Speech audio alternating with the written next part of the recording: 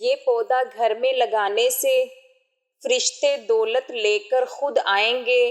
نبی کریم صلی اللہ علیہ وسلم نے اس پودے کو جنت کا پودا قرار دیا ہے۔ بسم اللہ الرحمن الرحیم۔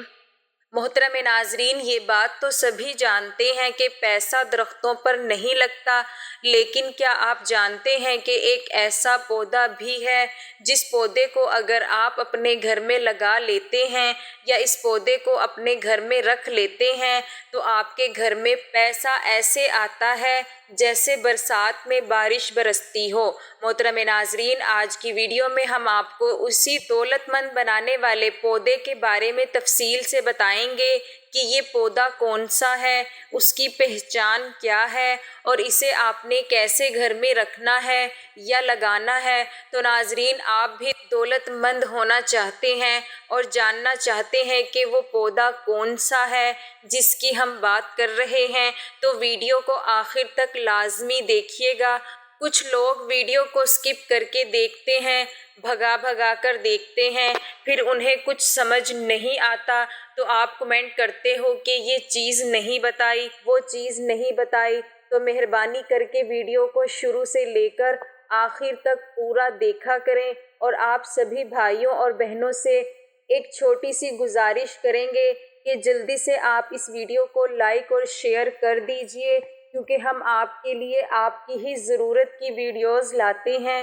محترم ناظرین، قرآن مجید کی تلاوت کرنے والا قیامت کے روز قرآن مجید لکھنے والے معزز فرشتوں کے ساتھ ہوگا، اور اٹک کر مشقت سے پڑھنے والوں کو تلاوت کا ثواب ملتا ہے۔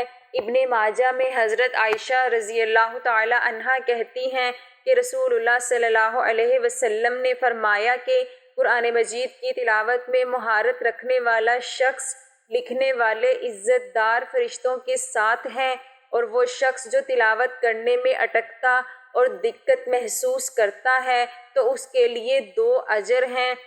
ابو داؤد میں روایت ہے کہ رسول اللہ صلی اللہ علیہ وسلم نے فرمایا کہ قبر میں مومن آدمی کے پاس 2 فرشتے آتے ہیں جو اسے دیتے ہیں اور پوچھتے ہیں، تیرا رب کون ہے؟ وہ کہتا ہے، میرا رب اللہ ہے۔ اور پھر پوچھتے ہیں، تیرا دین کون سا ہے؟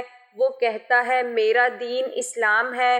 پھر وہ پوچھتے ہیں، تمہارے درمیان جو شخص نبی بنا کر بھیجا گیا اس کے بارے میں تمہارا کیا خیال ہے؟ تو وہ جواب دیتا ہے، وہ اللہ کے رسول صلی اللہ علیہ وسلم ہیں۔ فرشتے پوچھتے ہیں، تمہیں یہ ساری باتیں کیسے معلوم ہوئی؟ تو وہ آدمی کہتا ہے کہ میں نے اللہ کی کتاب سے پڑھی، یعنی قرآن پاک سے پڑھی، اس پر ایمان لایا اور اس کی تصدیق کی۔ تو یہ دنیا میں قرآن پڑھنے کی فضیلت اور فائدے کی، جو بندہ دنیا میں قرآن پاک پڑھتا ہے اس کو نہ صرف دنیا میں فائدے ملتے ہیں بلکہ آخرت میں بھی وہ شخص کامیاب ہوتا ہے۔ محترم ناظرین، ابتدا میں حضرت رابعہ بصری رحمۃ اللہ علیہ کے حسن و جمال کی دھوم مچی ہوئی تھی، مگر جوانی کے شب و روز انہوں نے یاد الہی میں گزار دیے۔ ان کے چہرے پر پاکیزگی کا ایک ایسا نقاب تھا کہ دیکھنے والوں کی نگاہیں خود بخود جھک جاتی تھیں۔ اسی زمانے میں ایک نوجوان نے انہیں رات کے وقت ایک قبرستان میں چاند کی طرح دمکتے دیکھا تو آپ رحمت اللہ علیہ کو کوئی غیر مرئی خیالی مخلوق سمجھ کر بھاگ کھڑا ہوا، لیکن دوسری صبح جب وہی چہرہ اسے بصرے کے ایک بازار میں نظر آیا تو وہ عقل و خرد سے ہاتھ دھو بیٹھا اور رات دن اس کے تصور میں رہنے لگا۔ آخر دل کے ہاتھوں مجبور ہو گیا تو لوگوں سے پتہ پوچھتا ہوا حضرت رابعہ بصریہ رحمت اللہ علیہ کے گھر جا پہنچا۔ آپ کہا کرتی تھیں کہ دل کے دروازے ہمیشہ کھلے رکھو، کیا معلوم محبوب کس وقت دستک دے دے، مگر گھر کے دروازے بند ہوں یا کھلے ہوئے اس کی دانش برابر تھے۔ نوجوان کو خلاف توقع ان کا دروازہ کھلا ہوا ملا تو اس نے اپنے دل کی دھڑکنوں پر بڑی مشکل سے قابو پایا۔ رات کا وقت تھا، اندر چراغ روشن تھا، یہ سوچ کر بے باکی سے اندر داخل ہو گیا کہ حال دل سنا دینے میں کیا حرج ہے، زیادہ سے انکار ہی ہو جائے گا، واپسی کا دروازہ بہرحال کھلا ہوا ہے، لیکن جب وہ اندر پہنچا تو وہاں کوئی نہیں تھا، البتہ چھت سے ایسی پرسوز آواز آ رہی تھی جیسے کوئی زیر لب حجر کا رونا رو رہا ہو۔ نوجوان تیزی سے چڑھ گیا۔ حضرت رابعہ بصری عشاء کی نماز سے فارغ ہو کر ثنا خوانی کر رہی تھی۔ پروردگار، ستارے روشن ہو گئے، لوگ سو گئے، بادشاہوں نے دروازے بند کر لیے، ہر محبوب اپنے محبوب سے محراز و نیاز ہے اور میں تیرے سامنے کھڑی ہوں۔ نوجوان پر سکتہ طاری ہو گیا۔ اسی اثنا میں حضرت رابعہ بصری رحمۃ اللہ علیہ نے پلٹ کر اسے ایسی قہر آلود نظروں سے دیکھا کہ اس کی زبان گند ہو گئی۔ رابعہ رحمۃ اللہ علیہ نے اس کے قریب آ کر پوچھا، کیا تم مجھ سے شادی کی درخواست کرنے آئے ہو؟ نوجوان نے لرزتے ہوئے ہاتھ سے اپنی زبان کی طرف اشارہ کیا کہ وہ بول نہیں سکتا۔ حضرت رابعہ بصری رحمۃ اللہ علیہ نے کہا، اس سے پہلے کہ زبان کی طرح تیرا دل بھی چپ ہو جائے، تو جس راستے سے آیا ہے اسی راستے سے لوٹ جا۔ نوجوان صرف آنکھوں سے التجا کر سکتا تھا کہ نیک خاتون، میری گویائی مجھے واپس دے دے، میں تیرے مرتبے سے واقف نہیں تھا، مجھ سے غلطی ہوئی، مجھے معاف کر دے، ہمیشہ قابل معافی ہوتی ہے۔ اس کی خاموشی آنسوؤں کے جواب میں حضرت رابعہ بصری رحمۃ اللہ علیہ نے کہا، نوجوان، تو نے اگر مجھ سے کوئی زیادتی کی ہوتی تو میں تجھے یقیناً معاف کر دیتی۔ میں نے خود کو بہت پہلے اپنے رب کے حوالے کر دیا تھا، اب یہ معاملہ تیرے اور رب کے درمیان ہے۔ معافی مانگنا ہے تو اس سے مانگ، تو صدقے دل سے توبہ کرنے کا ارادہ کرے تو شاید توبہ کی خاطر تیری زبان کھل جائے۔ یہ کہہ کر وہ نماز کے لیے کھڑی ہو گئی۔ نوجوان بھی بے اختیار سجدے میں گر گیا اور وہ رو رہا تھا، نامعلوم کب تک روتا رہا۔ جب اسے ہوش آیا تو زبان کھل چکی تھی اور توبہ توبہ کا ورد کر رہی تھی۔ بصرہ کے بازاروں میں صالحہ سال تک ایک مجذوب گرمی، جھاڑے اور برسات سے بے نیاز ہو کر دیوانہ توبہ توبہ کر کے نعرے لگاتا رہا۔ اس کے نعروں سے راتیں گونج اٹھتی تھیں اور بچے سہم کے ماؤں کے سینے میں دبک جاتے تھے۔ آخر ایک دن وہ مجذوب اچانک ہی کہیں غائب ہو گیا، پھر کبھی اس کا پتہ نہ چلا۔ وہ معجز یہی مذکورہ جوان تھا جو حضرت رابعہ بصری رحمۃ اللہ علیہ کی بدولت ہی دربار خداوندی میں مقرب ٹھہرا۔ ناظرین، شریعت اسلامیہ میں مساکین اور غریبوں کو کھانا کھلانے اور ان کی دنیاوی ضرورتوں کو پورا کرنے کی بار بار ترغیب و تعلیم دی گئی ہے۔ حضور اکرم صلی اللہ علیہ وسلم سے سوال کیا گیا کہ اسلام میں کون سا عمل زیادہ افضل ہے؟ آپ نے فرمایا، لوگوں کو کھانا کھلانا اور ہر شخص کو سلام کرنا، خواہ اس کو پہچانو یا نہ پہچانو۔ اسی طرح فرمان رسول ہے کہ کوئی دنیاوی مشکل دور کرے گا، اللہ تعالیٰ قیامت کی سختیوں میں سے اس پر ایک سختی دور کر دے گا، اور جو شخص کسی تنگ دست پر سہولت کرے گا، اللہ تعالیٰ دنیا آخرت میں اس پر سہولت کرے گا۔ جب تک بندہ اپنے بھائی کی مدد میں لگا رہتا ہے، اللہ تعالیٰ بھی اس کی مدد میں رہتا ہے۔ نماز کی ادائیگی میں کوتاہی کرنے والوں کو جہنم میں ڈالا جائے گا۔ قرآن و حدیث کی روشنی میں پوری امت مسلمہ کا اتفاق ہے کہ فرض نماز جان بوجھ کر چھوڑنا بہت بڑا گناہ ہے۔ شریعت اسلامیہ میں زنا کرنے، چوری کرنے اور شراب پینے سے بھی بڑا گناہ نماز کا ترک کرنا ہے۔ نماز میں کوتاہی کرنے والوں کی سزا کے متعلق صرف 3 آیات پیش ہیں۔ ان نمازیوں کے لیے خرابی اور ویل نامی جہنم کی جگہ ہے جو نماز سے غافل ہیں۔ اس سے وہ جو لوگ مراد ہیں جو نماز یا تو پڑھتے ہی نہیں، یا پہلے پڑھ رہے ہیں پھر سست ہو گئے، یا جب جی چاہتا ہے پڑھ لیتے ہیں، یا تاخیر سے پڑھنے کو معمول بنا لیتے ہیں۔ یہ سارے مفہوم اس میں آ جاتے ہیں۔ اس لیے نماز کی مذکورہ ساری کوتاہیوں سے بچنا پھر ان کے بعد ایسے ناخلف پیدا ہوئے کہ انہوں نے نماز ضائع کر دی اور نفسانی خواہشوں کے پیچھے پڑ گئے۔ نماز نہ پڑھنے والوں کو جہنم کی انتہائی گہری اور شدید گرمی وادی میں ڈالا جائے گا، جہاں خون اور پیپ بہتا ہے۔ تمہیں دوزخ میں کس چیز نے ڈالا؟ وہ جواب دیں گے کہ ہم نہ نمازی تھے، نہ مسکینوں کو کھانا کھلاتے تھے۔ اہل جنت جنت کے بالا خانوں میں بیٹھے جہنمیوں سے سوال کریں گے کہ اس وجہ سے تمہیں جہنم میں ڈالا گیا، تو وہ جواب دیں گے کہ ہم دنیا میں نہ نماز پڑھتے تھے اور نہ ہی مسکینوں کو کھانا کھلاتے تھے۔ اور فرمائیے کہ جہنمی لوگوں نے جہنم میں ڈالے جانے کی سب سے پہلی وجہ نماز نہ پڑھنا بتایا، کیونکہ نماز کے بعد اسلام کا اہم اور بنیادی رکن زکوٰۃ ہے، جو ہر مسلمان کے ذمے ہے۔ قرآن و سنت کی روشنی میں امت مسلمہ کا اجماع ہے کہ جو شخص زکوٰۃ کے فرض ہونے کا انکار کرے وہ کافر ہے اور زکوٰۃ کی ادائیگی نہ کرنے والا گناہ کبیرہ کا مرتکب ہے، جس پر آخرت میں سخت سزائیں دی جائیں گی، اور اگر مرنے سے قبل اس نے سچی توبہ نہیں کی۔ سورۃ توبہ آیت نمبر 34-35 میں اللہ تعالیٰ نے ان لوگوں کے لیے بڑی سخت وعید بیان فرمائی ہے جو اپنے مال کی کما حقہ زکوٰۃ نکالتے نہیں۔ اس سورت کے آخری لفظ معون کے معنی معمولی چیز سے کیا گیا ہے۔ اس لفظ کے نام پر سورت کا نام معون رکھا گیا ہے۔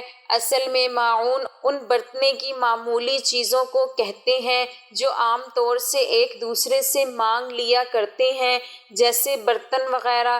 پھر ہر قسم کی معمولی چیز کو بھی معون کہہ دیتے ہیں۔ بعض صحابہ کرام رضی اللہ تعالی عنہ نے اس کی تفسیر زکوٰۃ سے کی ہے، کیونکہ وہ بھی انسان کی دولت کا معمولی 40واں حصہ ہوتا ہے۔ اس صورت میں ہمارے لیے سبق اللہ اور اس کے رسول صلی اللہ علیہ وسلم پر ایمان کے ساتھ آخرت کی جزا اور سزا پر ایمان لانا، یتیموں کی کفالت کرنے میں بڑھ چڑھ کر حصہ لینا، مسکین اور محتاج لوگوں کی دنیاوی ضرورتوں کو پورا کرنے میں سبقت کرنا۔ اگر خود غریب لوگوں کی مدد نہیں کر سکتے تو کم از کم ایسے کاموں میں شریک ہونا جن کے ذریعے غریب لوگوں کی مدد کی جا رہی ہو۔ خشوع و خضوع کے ساتھ فرض نمازوں کا اہتمام کرنا، فرض نمازوں کے ساتھ سنت و نوافل کی بھی پابندی کرنا، ہر نیک عمل صرف اور صرف اللہ کی رضا جوئی کے لیے کرنا۔ ریاکاری اور شہرت اعمال کی بربادی کا سبب ہے۔ مال پر زکوٰۃ کے فرض ہونے پر اس کا حساب لگا کر ہر سال زکوٰۃ کی ادائیگی کرنا۔ ناظرین، اگر کوئی پڑوسی یا رشتہ دار روزمرہ استعمال میں آنے والی چیزیں مانگے تو حتیٰ الامکان اسے منع نہ کرنا۔ حقوق اللہ کے ساتھ حقوق العباد کی ادائیگی میں کوتاہی نہ کرنا۔ حقوق اللہ میں ایمان کے بعد سب سے اہم عبادت نماز اور زکوٰۃ ہے۔ اپنے اعمال پر توجہ دیجیے، حقوق العباد لازمی پورا کیجیے اور حقوق اللہ کا بھی خیال رکھیں، کیونکہ اللہ کبھی حقوق کے تلف کرنے والوں کو پسند نہیں فرماتا۔ قیامت کے دن اللہ اپنے حقوق کو معاف فرما دے گا، مگر حقوق العباد یعنی اللہ کی مخلوق کے حقوق جو آپ نے ادا نہیں کیے ہوں گے ان کو معاف نہیں فرمائے گا۔ اس پر آپ کو سزا دی جائے گی اور آپ کی نیکیوں سے ان حقوق کو ادا کیا جائے گا۔ محترم ناظرین، میرے نبی صلی اللہ علیہ وسلم نے فرمایا تھا کہ جو غربت ہوتی ہے وہ پیسے کی کمی ہوتی ہے، یہ انسان کو کفر تک لے جاتی ہے یا بے راہ روی کا شکار کر دیتی ہے۔ پھر انسان غلط سوچنا شروع ہو جاتا ہے، بھوک کی وجہ سے، تنگ دستی کی وجہ سے گھروں کے گھر تباہ و برباد ہو جاتے ہیں۔ تو اسی لیے ناظرین، پیسے کا حصول، پیسے کا حاصل کرنا بہت زیادہ اہم ہو چکا ہے۔ میرا رب ایک واحد ہے جو پوری کائنات کا رازق ہے، پوری کائنات کا مالک ہے، پوری کائنات کا خالق ہے۔ اللہ تعالیٰ غفور الرحیم ہے، وہ ہر چیز پر قادر ہے۔ سب ہی کی خواہش ہوتی ہے کہ ان کے پاس ڈھیروں دولت ہو اور اس کے لیے وہ دن رات محنت بھی کرتے ہیں، لیکن اب چینی ماہرین نے ایسا آسان طریقہ بتا دیا ہے کہ دولت خود بخود آپ کے گھر میں آئے گی۔ یہ پودا موجود ہو تو دولت دروازے توڑ کر گھر میں داخل ہونے لگتی ہے۔ ناظرین کرام، بے برکتی عام ہوتی جا رہی ہے۔ یہی وجہ ہے کہ شاید ہی کوئی گھر اس پریشانی سے محفوظ نظر آئے۔ حضرت سیدنا قطبہ بن خالد رحمۃ اللہ علیہ کو خلیفہ بغداد مامون رشید نے اپنے ہاں کھانے کی دعوت میں بلایا۔ کھانے سے فارغ ہو کر کھانے کے جو دانے وغیرہ گر گئے تھے، حضرت سیدنا قطبہ بن خالد رحمۃ اللہ علیہ چن چن کر تناول فرمانے لگے۔ خلیفہ بغداد مامون رشید نے حیران ہو کر کہا، اے شیخ، کیا آپ کا ابھی تک پیٹ نہیں بھرا؟ فرمایا، کیوں نہیں؟ دراصل بات یہ ہے کہ مجھ سے حضرت سیدنا حماد بن سلمہ رضی اللہ تعالی عنہم ایک حدیث پاک بیان فرمائی ہے، جو شخص دسترخوان کے نیچے گرے ہوئے ٹکڑوں کو چن چن کر کھائے گا وہ محتاجی سے بے خوف ہو جائے گا۔ برکت کا مطلب دولت کی کثرت نہیں بلکہ کفایت ہے، یعنی ضرورت کے لیے کافی ہو جانا۔ اے ابن آدم، میری عبادت میں منہمک رہو، میں تیرا دل غنا سے بھر دوں گا اور تمہاری محتاجی کا دروازہ بند کروں گا۔ توبہ، استغفار، اللہ سے ڈرنا، گناہوں سے بچنا، عبادت میں انہماک، توکل علی اللہ، اللہ کے راستے میں خرچ کرنا، طالب علموں پر خرچ کرنا، رشتہ داروں کے ساتھ حسن سلوک، کمزوروں کے ساتھ حسن سلوک، یکے بعد دیگرے حج و عمرہ کرنا، اللہ کے راستے میں ہجرت، شادی کرنا۔ قرآن پاک میں کئی مقامات پر توبہ استغفار کے ذریعے رزق میں برکت اور دولت میں فراوانی کا ذکر ہے۔ حضرت نوح علیہ السلام کا قول نقل کیا گیا ہے، میں نے ان قوم سے کہا، اپنے رب سے معافی مانگو، بلا شبہ وہ بڑا بخشنے والا ہے، وہ تم پر خوب بارش برسائے گا، تمہیں مال و اولاد کی فراوانی بخشے گا، تمہارے لیے باغ پیدا کرے گا اور نہریں جاری کرے گا۔ حضرت عبداللہ بن عباس رضی اللہ تعالی عنہما سے روایت ہے، رسول اللہ صلی اللہ علیہ وسلم نے فرمایا، جو شخص بکثرت استغفار کرتا ہے، اللہ تعالیٰ اسے ہر غم سے چھٹکارا اور ہر تنگی سے کشادگی عنایت فرماتے ہیں اور اسے ایسی راہوں سے رزق عطا فرماتے ہیں جس کا اس کے وہم و گمان میں گزر تک نہیں ہوتا۔ توبہ استغفار کی حقیقت یہ ہے کہ انسان گناہ کو گناہ سمجھ کر چھوڑ دے، اپنے کیے پر شرمندہ ہو، آئندہ ترک معصیت کا پختہ عزم کرے اور جہاں تک ممکن ہو اعمال خیر سے اس کا تدارک کرے۔ اگر اس گناہ کا تعلق حقوق العباد سے ہو تو اس کی توبہ کے لیے ایک شرط یہ بھی ہے کہ صاحب حق سے معاملہ صاف کرے۔ ان شرائط کے بغیر توبہ بے حقیقت ہے۔ اللہ سے ڈرنا، گناہوں سے بچنا، تقویٰ، اللہ کے احکام پر عمل اور شرع ممنوع چیزوں سے اجتناب کا نام ہے۔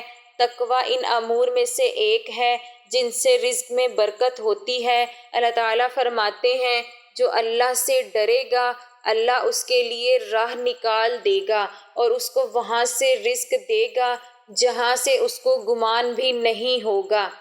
دوسری جگہ اللہ تعالیٰ کا ارشاد ہے، اگر بستیوں کے لوگ ایمان لاتے اور تقویٰ اختیار کرتے تو ہم آسمان و زمین کی برکتوں کے دروازے ان پر کھول دیتے، لیکن انہوں نے جھٹلایا، اسی لیے ہم نے ان کی کمائی کی پاداش میں ان کو پکڑ لیا۔ بہت سے لوگ کثرت مال کے باوجود معاشی تنگی کا رونا روتے ہیں اور معاشی طور پر بہت سے درمیانے درجے کے لوگ انتہائی اطمینان سے زندگی گزارتے ہیں۔ یہ فرق صرف برکت کی وجہ ہے۔ عبادت میں انہماک، اس سے مراد یہ ہے کہ عبادت کے دوران بندے کا دل اور جسم دونوں حاضر رہیں، اللہ کے حضور میں خشوع و خضوع کا پاس رکھیں۔ اللہ کی عظمت ہمیشہ اس کے دل و دماغ میں حاضر ہے۔ حضرت ابو ہریرہ رضی اللہ تعالی عنہ فرماتے ہیں، نبی اکرم صلی اللہ علیہ وسلم نے فرمایا، بلا شبہ اللہ تعالیٰ فرماتے ہیں کہ اے ابن آدم، میری عبادت میں منہمک رہو، میں تیرا دل غنا سے بھر دوں گا اور تمہاری محتاجی کا دروازہ بند کر دوں گا۔ اگر تم نے ایسا نہیں کیا تو تمہارے ہاتھوں کو کثرت مشاغل سے بھر دوں گا اور تمہاری محتاجی کا دروازہ بند نہیں کروں گا۔ محترم ناظرین، اللہ تبارک و تعالیٰ نے کچھ چیزوں کے اندر برکت رکھی ہے، جبکہ کچھ چیزوں کے اندر بے برکتی، کچھ چیزوں کے اندر خیر رکھی ہے تو کچھ چیزوں کے اندر مصیبت اور تباہی رکھی ہے۔ محترم ناظرین، آج کی ویڈیو میں آپ کو ایسے ہی ایک برکت اور خیر والے پودے کے بارے میں بتانے جا رہے ہیں جس پودے کو دولت کھینچنے والا پودا بھی کہا جاتا ہے۔ اس پودے کا ذکر ہمیں قرآن پاک اور حدیث میں بھی ملتا ہے، جبکہ نبی کریم صلی اللہ علیہ وسلم کا ارشاد مبارک ہے، یہ پودا جنت کے پودوں میں سے ہے۔ لیکن جب بھی گھر میں رزق، دولت اور برکت لانے والے پودے کی بات آتی ہے تو صرف ایک پودے کا ہمیں ذکر نہیں ملتا، بلکہ عام طور پر ہمیں 3 پودوں کے بارے میں ذکر سننے کو ملتا ہے۔ ان میں سے پہلا پودا ہے نیاز و بو، جسے تلسی کا پودا بھی کہا جاتا ہے، جبکہ عربی میں اسے ریحان کا پودا کہا جاتا ہے، اور جو دوسرا پودا ہے اس کا تعلق بھی تلسی یعنی کہ نیاز بو کے خاندان سے ہی ہے، اور دوسرا پودینے کا تقریباً ہر گھر میں ہی کھانے وغیرہ میں استعمال کیا جاتا ہے، اور تیسرے نمبر پر پودا ہے منی پلانٹ، جس کے بارے میں کہا جاتا ہے کہ اس پودے کو گھر میں رکھنے سے دولت اور پیسہ آنے لگتا ہے۔ ویسے تو ان تینوں پودوں ہی کے بارے میں مشہور ہے کہ ان پودوں کو گھر میں رکھنے سے دولت اور پیسہ گھر میں آنے لگتا ہے، لیکن ناظرین، اصل میں کون سا پودا ہے اور اس کو آپ نے گھر میں کیسے رکھنا ہے یا کیسے لگانا ہے، آگے آپ کو پتہ چل جائے گا۔ نیاز بو یعنی کہ تلسی ایک ایسا پودا ہے جس کا ذکر ہمیں قرآن پاک میں، حدیث میں بھی ملتا ہے۔ قرآن پاک میں ہمیں سورۃ رحمان کی آیت نمبر 12 اور سورۃ واقعہ میں نیاز بو یعنی تلسی کا ذکر ملتا ہے۔ اسی طرح نبی کریم صلی اللہ علیہ وسلم نے بھی تلسی کے پودے کو بہت زیادہ پسند فرمایا ہے۔ آپ کا ارشاد مبارکہ ہے کہ تلسی کا پودا جنت کے پودوں میں سے ایک پودا ہے۔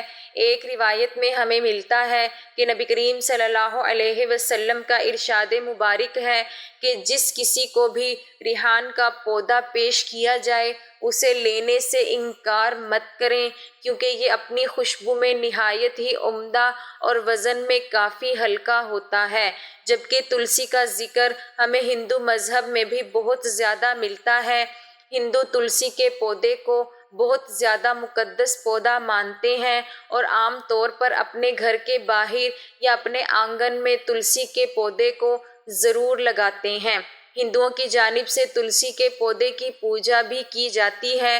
بزرگوں کا تلسی کے پودے کے بارے میں کہنا ہے کہ تلسی کا پودا بہت ہی مبارک اور برکت والا پودا ہے۔ جس گھر میں بھی یہ پودا موجود ہوتا ہے اس گھر میں کالا جادو یا تتلی علم نہیں چل سکتا۔ اسی طرح اگر کسی کے گھر میں یہ پودا موجود ہے تو اس گھر میں رہنے والے افراد پر بھی کسی قسم کی بندش نہیں کی جا سکتی۔ یہ پودا گھر میں آسیب اور بری بلاؤں کو داخل ہونے سے بھی روکتا ہے، جبکہ بزرگ تو یہاں تک بھی کہتے ہیں کہ اگر گھر میں تلسی کا پودا موجود ہو تو خطرناک سانپ اور زہریلی ناگن بھی گھر میں داخل نہیں ہو پاتی۔ بزرگوں کا کہنا ہے کہ تلسی کے پودوں کی یہی تمام خوبیاں مل کر اسے بہت ہی زیادہ برکت اور گھر میں دولت لانے والا پودا بنا دیتی ہے، اور جس گھر میں بھی تلسی کا پودا موجود ہو اور ایک خاص طریقے سے لگایا گیا ہو یا ایک خاص طریقے سے رکھا گیا ہو جو کہ ابھی آپ کو بتاتے ہیں، تو اس گھر میں نہ ہی رزق کی تنگی ہوتی ہے، نہ کبھی دولت اور پیسے آنا رکتے ہیں، بلکہ اس گھر میں اس طرح سے دولت اور پیسہ آتا ہے جس طرح سے برسات میں بارش برستی ہے۔ اسی طرح نیاز بو کے بہت سارے طبی فوائد بھی ہیں۔ تلسی کی بہت ہی بہترین خوشبو ہوتی ہے۔ اس پودے کی خوشبو کو سونگھ لینے سے یا کچھ پتوں کو کھا لینے سے دماغ کو طاقت ملتی ہے۔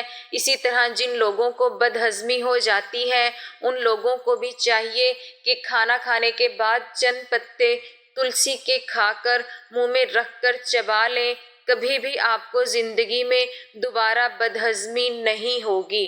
ناظرین، گھر میں تلسی کا پودا رکھنے یا اگانے کے فائدے بہت ہیں اور نقصان کچھ بھی نہیں۔ محترم ناظرین، منی پلانٹ کے پودے کے بارے میں بھی بہت لوگ یہ کہتے نظر آتے ہیں کہ یہ پودا گھر میں رزق اور دولت لانے کی وجہ بنتا ہے، لیکن اس پودے یعنی منی پلانٹ کے بارے میں نہ تو ہمیں کوئی روایت ملتی ہے، نہ ہی ہمیں اس کا اسلام میں کوئی ذکر ملتا ہے، اور نہ ہی منی پلانٹ کے پودے کے بارے میں بزرگوں نے ہمیں یا کوئی بھی ایسی بات بتائی ہے۔ اسی لیے ناظرین، منی پلانٹ کا پودا گھر میں رکھنے سے یا لگانے سے دولت آتی ہے، اس بات میں کسی قسم کی کوئی سچائی نہیں ہے۔ منی پلانٹ کا پودا بس ایک عام پودوں کی طرح ہی ہے۔ اسے آپ گھر میں پودے کے طور پر یا ڈیکوریشن کے طور پر رکھ سکتے ہیں، لیکن آپ یہ سوچیں کہ منی پلانٹ کا پودا گھر میں رکھنے سے دولت آنے لگے گی، تو اس طرح کی باتوں میں بالکل بھی سچائی یا حقیقت نہیں ہے۔ بزرگوں کی بتائی گئی تعلیمات کی روشنی میں ہمیں صرف 2 پودوں کے بارے میں حتمی طور پر پتہ چلتا ہے کہ وہ پودے برکت والے ہیں، جن میں سے ایک پودا تلسی یعنی کہ نیاز بو کا ہے، جس کے بارے میں اوپر آپ کو بتا چکی ہوں کہ یہ پودا گھر میں نہ صرف رزق اور دولت لاتا ہے، پیسہ لاتا ہے، بلکہ اس کے اور بھی بے شمار فائدے ہیں۔ اور جو دوسرا پودا جو کہ گھر میں برکت اور دولت لانے کی وجہ بنتا ہے وہ ہے پودینے کا پودا۔ ناظرین، گھر میں رزق، دولت، پیسہ لانے والا پودا یعنی کہ تلسی اور پودینہ یہ گھر میں آسانی سے اگایا جا سکتا ہے۔ اگر آپ کے گھر میں کیاری وغیرہ کی کوئی جگہ ہے یا کوئی باغیچہ ہے تو آپ اس میں بھی تلسی کے پودے یا پودینے کو اگا سکتے ہیں، یا کوئی ایسی جگہ یعنی کیاری وغیرہ موجود نہیں ہے تو آپ گملے میں بھی تلسی کے پودے یا پودینے کے پودے کو اگا سکتے ہیں۔ یہ دونوں پودے ہی بآسانی گملے میں اگ جاتے ہیں۔ ناظرین، تلسی کا پودا برکت والا پودا ہے اور اس کے اتنے طبی فوائد ہیں کہ گنے نہیں جا سکتے۔ اسی لیے آپ اپنے گھر میں تلسی یعنی کہ نیاز بو، جسے ریحان بھی کہا جاتا ہے، اس پودے کو ضرور رکھیں یا اگائیں۔ محترم ناظرین، اگر آپ کو آج کی میری یہ معلوماتی ویڈیو پسند آئی ہے تو آپ اسے لائک ضرور کریں اور ثواب کی نیت سے اس ویڈیو کو اپنے دوست و احبابوں میں شیئر ضرور کریں۔ جزاک اللہ۔